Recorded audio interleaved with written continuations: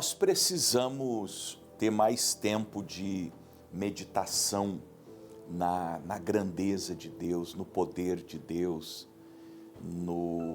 na soberania de Deus, na graça de Deus, no fato de que Ele é o nosso Salvador.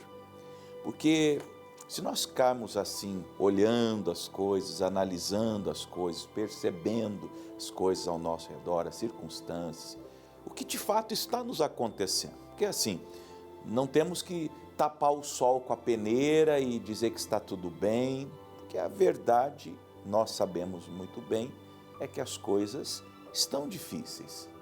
Tenho tratado disso aqui. Os dias são trabalhosos, os tempos são difíceis, as provações, as tentações. Agora, se nós ficarmos pensando nessas coisas o tempo todo, nos alimentando de medo, gente me assistindo aí agora, você se alimenta de medo, você se alimenta de dúvida, você se alimenta de incredulidade, você pensa coisas ruins, você deixa os seus pensamentos conflitantes te dominarem, te paralisarem, te desanimarem. Se nós nos levarmos, nos deixarmos levar pelos nossos sentimentos que às vezes nos assaltam, eu falo de mim, eu não tenho nenhum constrangimento em falar para você que eu sou humano, eu sou gente como você. E qualquer pastor que se apresente aí como super-herói, santarrão, esse é o pior de todos, esse é o mais jaguara de todos, porque nós somos gente como você. E às vezes somos assaltados de sentimentos, de dúvidas, de desânimos, de paralisias. Mas aí o que temos que fazer? Nós temos que meditar na grandeza de Deus. O Salmo 68, vamos ali rapidinho, ele tem 35 versículos. Eu quero ler só o 19 e o 20. Salmo 68, 19 e o 20. Mas ele tem 35 versículos. Do que esse salmo fala? Ele apresenta Deus como o Salvador. Por exemplo, só uma curiosidade, ele começa dizendo assim, ó: levante-se Deus e sejam dissipados os seus inimigos. Ele sabe, o salmista sabe, esse é um cântico de Davi, é um salmo de Davi, é uma oração de Davi, que quando Deus se levanta, nós clamamos, oramos, invocamos, e Ele vem, se manifesta, os nossos inimigos saem correndo. Pode ser o pecado, o diabo, o mundo, seja o que for. Deus se levantou numa situação, aquilo acaba. Como Jesus lá na tempestade, mandou o vento e o mar se aquietarem e imediatamente houve uma grande bonança. É a mulher com fluxo de sangue tocando nas vestes de Jesus. Ela sentiu imediatamente estar curada daquele mal. É o Lázaro ouvindo a voz do Senhor: Lázaro, vem para fora. E ele que morreu doente, que estava sepultado há 4 dias, cheirando mal, sai dali com seu corpo físico restaurado da lepra que o matara e também da putrefação que já estava avançada a ponto de ter cheiro de carniça.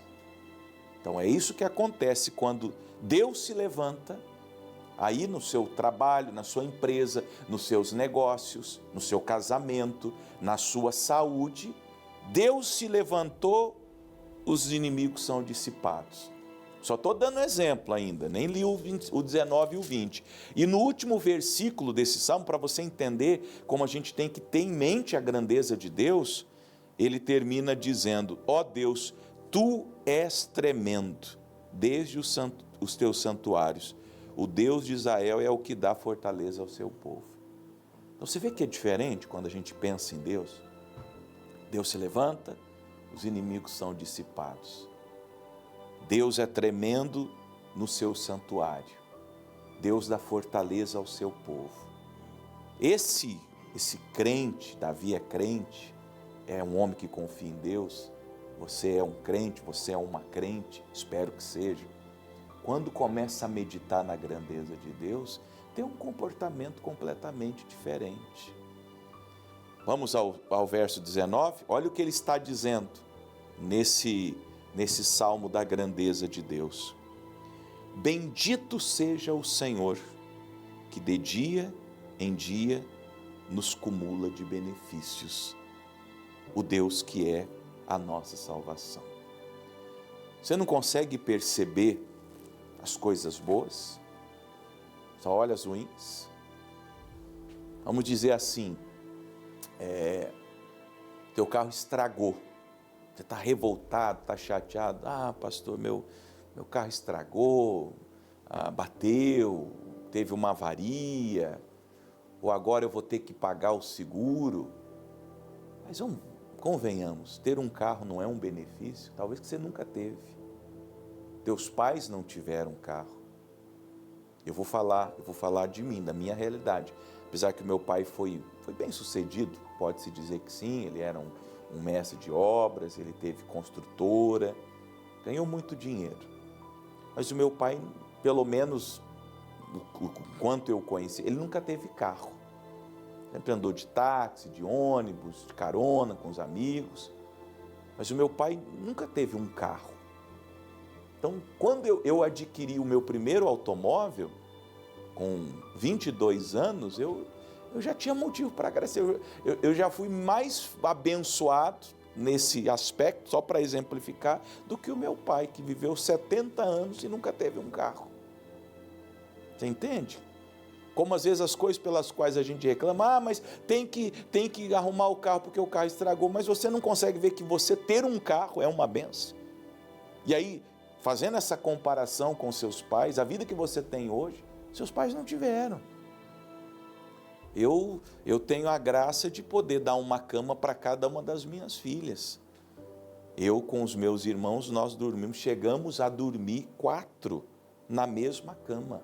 4 na mesma cama. Era uma cama de casal, e era assim, um com os pés para cima, outro com os pés para baixo, na mesma cama. E não falando de um dia, de uma noite, não, estou falando de muitos e muitos anos. Porque a família não tinha condição, só tinha dinheiro para comprar uma cama, e era aquela cama de todo mundo. Então, Deus é tão bom comigo, com você. E eu estou falando de bênçãos materiais. Na verdade, elas, em comparação com as bênçãos espirituais, são ínfimas, pequenininhas. Nem deveriam servir para mensuração, para comparação. Olha como você é abençoado. Você não consegue enxergar, você só vê problema, você só vê as suas dores, você só vê aquilo que não tem dado certo, mas você não consegue enxergar. Vamos ler de novo, e Davi está enxergando, e ele está dizendo: bendito seja Deus, louvado seja Deus, engrandecido seja Deus, que todos os dias nos cumula de benefícios. Se a gente parar para olhar, você vai ver quanta coisa boa. Você já não agradece mais pelo pão na sua mesa, pelo um prato de comida que você tem, pedaço de carne que você não comia outrora, não é? Pelo teto sobre a sua cabeça, pelas pessoas boas que Deus colocou na sua vida. Não, você só sabe reclamar do que não é do seu agrado, do que não está te satisfazendo, ou de alguma expectativa que ainda não se cumpriu. Mas o que é bom você não consegue enxergar. Ingratidão dói. Você já sofreu ingratidão? Você já fez alguma coisa de bom por alguém e esse alguém não agradeceu? Imagina Deus, que faz coisas boas na sua vida, te cumula de benefícios todo dia, e ao invés de te ver agradecendo, louvando, te ver reclamando. Já parou para pensar, se Deus falar: então você está reclamando? Então eu vou tirar os meus benefícios. Ainda bem que Ele é bom, que Ele é Deus, que Ele é teu Pai e te ama. Mas se Ele tirasse os benefícios dele da sua vida, aí sim você ia ter motivo para reclamar. Então, como diz a minha mãe, lava sua boca com sabão e para de falar coisas ruins, porque você está chateando o coração do Senhor, que deveria receber de você louvor, porque de dia em dia Ele te cumula de benefícios. Agora, olha o 20.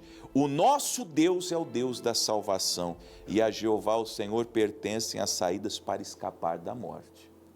Para essas pessoas que talvez estejam numa situação deplorável, difícil, nunca se esqueça que a salvação é de Deus, a salvação da alma, mas qualquer tipo de salvação. Essa palavra sozo, do original, que inclui tudo. Deus tem salvação para o teu casamento, Deus tem salvação para a sua vida financeira, Deus tem salvação para a sua casa, Deus tem salvação para a sua saúde. E Deus tem caminhos, não um. Você fica lá, meu Deus, pastor, o que eu vou fazer para prosperar? Eu não sei, eu não vejo uma saída. Mas Deus não tem uma saída, Ele tem várias saídas, vários caminhos. O problema é que você está muito incrédulo, você não consegue acreditar. Mas Deus não tem apenas uma saída. Se tivesse escrito aqui que Deus tem uma saída, a Deus pertence uma saída para escapar da morte, já seria o suficiente. Bom, pelo menos tem um caminho, existe uma solução, existe um escape aqui para mim. Não, Deus tem saídas. Você não está enxergando, mas Deus tem 2, 3, 4, 10, 1000 saídas para você sair dessa situação. Qual é o seu problema? É financeiro? Ele tem saídas para você, Ele tem caminhos para você prosperar, pagar suas dívidas. Pastor, mas eu não consigo enxergar, mas você tem que olhar para Deus. É o que eu estou falando. Comece a meditar mais em Deus, comece a alimentar o teu coração do que te traz fé. Foi isso que o profeta Jeremias disse. Eu quero trazer à memória o que me traz esperança. Você só fica pensando em coisa ruim. Você só se alimenta, como eu falei há pouco, de medo, de dúvida, de mágoa, de tristezas. Cair ouvindo música de fossa, por isso que você está fedido já, fedendo, porque você está na fossa. Uma vez a irmã me perguntou, pastor, ora por mim. Eu falei, por qual motivo? Ela, ai pastor, eu estou na fossa. Eu falei, então a senhora toma um banho primeiro, depois eu entendi o que ela quis dizer. Eu estava ali sendo até um tanto quanto irônico com ela e brincando com aquela situação. Mas sai da fossa, sai dessa incredulidade, rompa em fé e comece a declarar igual o salmista, bendito seja o Senhor, porque Deus tem saídas, tem caminhos para me tirar dessa situação de morte. Se você tiver fé, Ele vai te ajudar. Amém?